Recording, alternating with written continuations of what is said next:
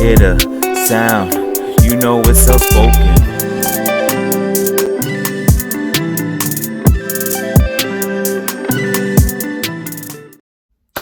What up, y'all? Self-Spoken Lau here, and welcome back to Rap Discussions, the series where I pick a topic regarding rap music, break it down, and just give my opinion. Now today, I would like to talk about something that I feel like is very important, and that is, what is a classic album? Now, for those of you who don't know what a classic is, I'll basically give a brief definition. A classic is basically something that has been looked at over time and has been appreciated, and its qualities have well aged even after a long period of time. So that's essentially what a classic is.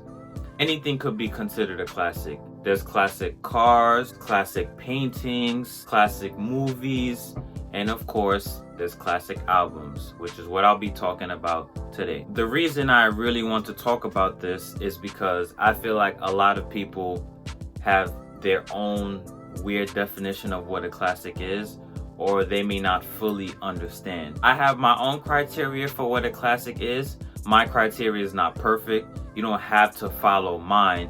Everybody has their own definition, but I'll just explain my own, and hopefully you can understand where I'm coming from, or maybe it could even influence your definition.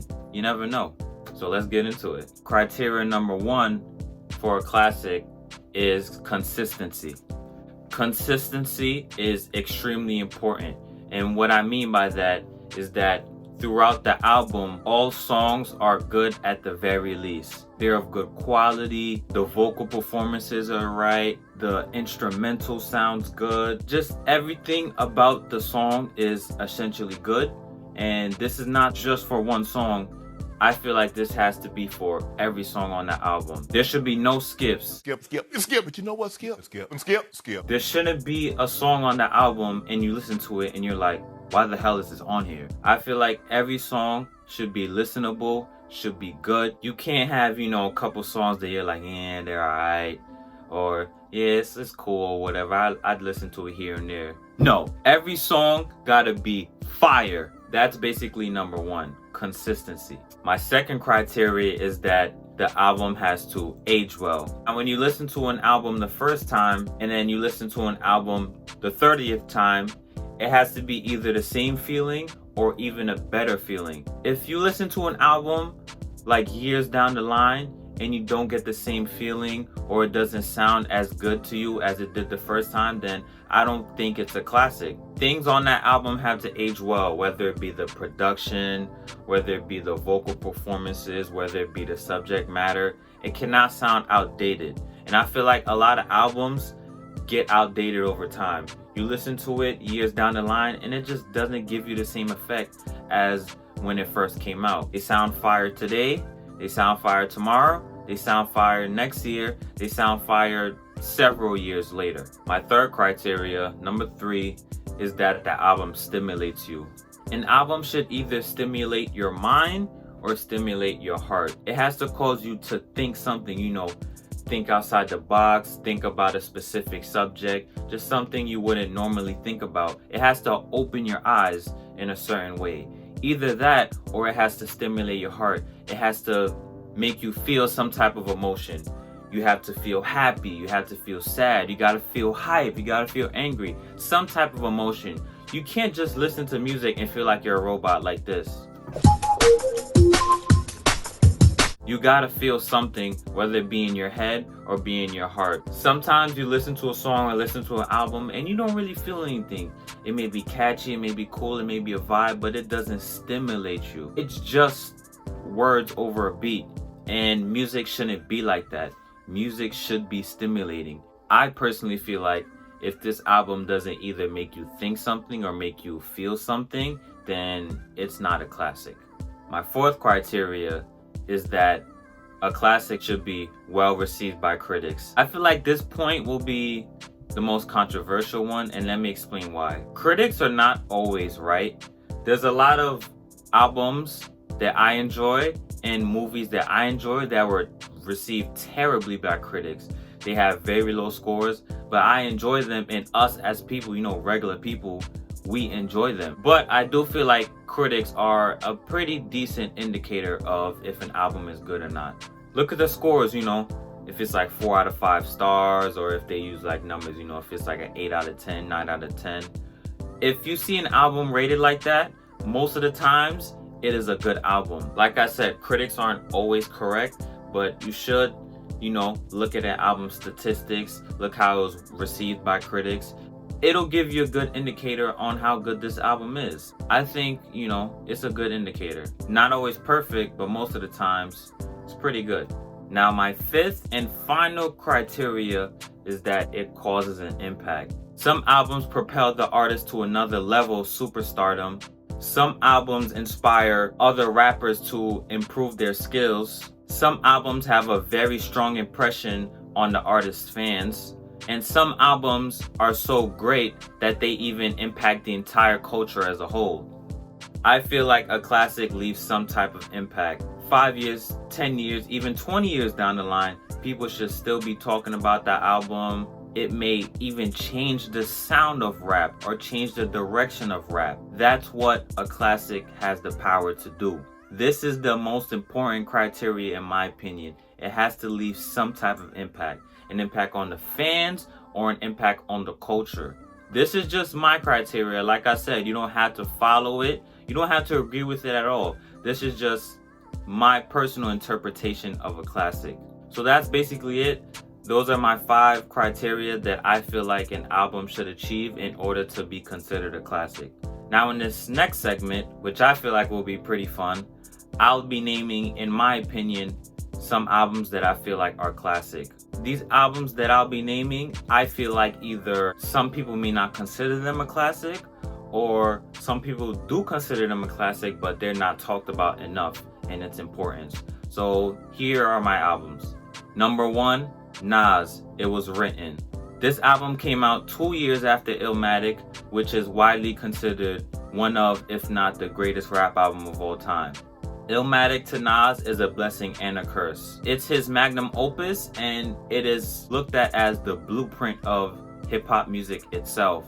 But having such a great album in your catalog, people have such high expectations for you. And if you don't reach those expectations, they'll look down upon you. And I feel like that was the problem with It Was Written. It Was Written is an excellent album. It aged like wine. I hear it today and it just sounds so great to me. But at the time it came out, a lot of people didn't feel that way. A lot of people felt like he was changing up his style, he was selling out. He was just widening his range, He was trying different types of music, different styles, and the lyricism on there is top notch. And in my opinion, it's his second best album. If Illmatic is Kobe's 81-point game, then It Was Written is his 62 3/4. Now, another album that I would like to talk about as a classic is Ludacris's Chicken and Beer. This album is fire. It is the album I feel like that made Luda a superstar and propelled him to one of the South's prominent names. The bars are great. There's some hilarious songs on there that still make me laugh to this day. And it's such a great album, but I feel like a lot of people don't talk about it enough. This, in my opinion, is a classic. The songs on there are bangers, still bangers to this day. You could put those songs in a club right now and it'll go crazy. Overall, great album. Now the next album, I personally feel like this will be the most controversial, but here we go. Drake and Future, What a Time to Be Alive. For those of you who may not agree with me, let me explain my case. What a Time to Be Alive, in my opinion, I feel like had a big impact on the culture. That was not the first rap album by a duo by any means, but I feel like it is the album that inspired other people to come together and make albums. You can clearly see that album's greatly influenced by Watch the Throne, another classic by the way.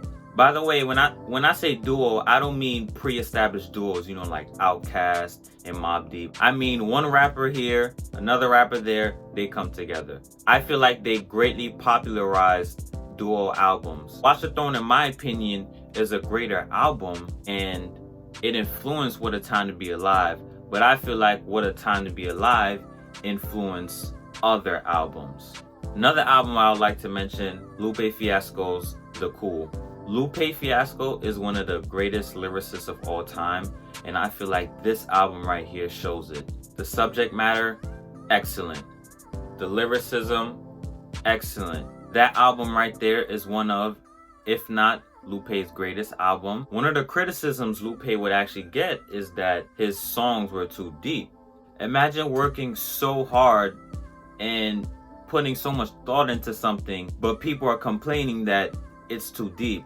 That's kind of crazy. Radio stations are always looking for more radio-friendly hits, something catchy, something simple that could catch the people's attention immediately.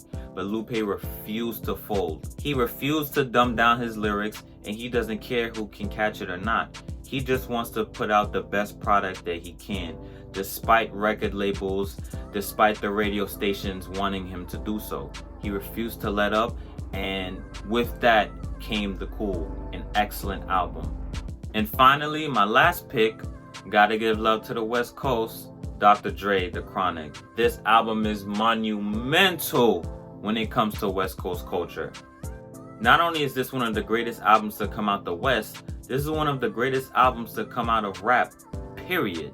This album was excellently produced by Dr. Dre himself, great West Coast vibes, and of course he had the young but very talented Snoop Dogg on this album as well. So that's a plus. Overall, I feel like it's a very important album in West Coast culture, but a lot of people don't talk about it enough. So that's why I wanted to mention it. That's basically it. Hope you guys liked my criteria, and I hope you guys like the albums that I picked. This was a very fun video. I enjoyed doing it. I enjoyed, writing down the script or whatever. Music is something I love talking about and love doing. So this specific topic right here was very enjoyable for me. Do you think my criteria is perfect? Are there some things you disagree with? Are there some things you would add? Do you have more albums that you consider classics? Let me know. That's all I gotta say about that for now. Catch me next time for another rap discussions video. It's Self Spoken Lau, and I am out. Peace.